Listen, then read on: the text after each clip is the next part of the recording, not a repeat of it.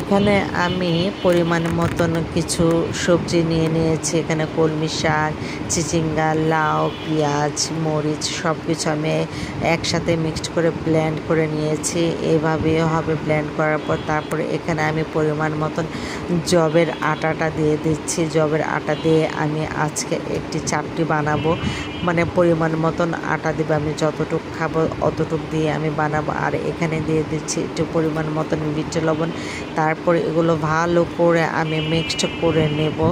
Mixed করার পর তারপর আমি চাপটি বানাতে শুরু করে দেব। ঠিক এইভাবেই হবে চাপটিগুলো। এরকম মিক্সড হওয়ার পর এরকম করে আমি চাপটি ভেজে নেব। এখানে আমি একটু সরিষার তেল দিয়ে নিয়েছি যাতে করে চাপটিটা লেগে না যায়। তারপরে এভাবে ভেজে নেব, মানে 2-3টা করে ভেজে নেব। আর যেহেতু এটা আটা দিয়ে তৈরি, যার কারণে এটা নরম হবে আর শক্ত হবে না, এরকম হবে। যবের আটা দিয়ে যখন চাপটি বানাচ্ছিলাম খেয়ে মনে হচ্ছে মজাই হবে, তাই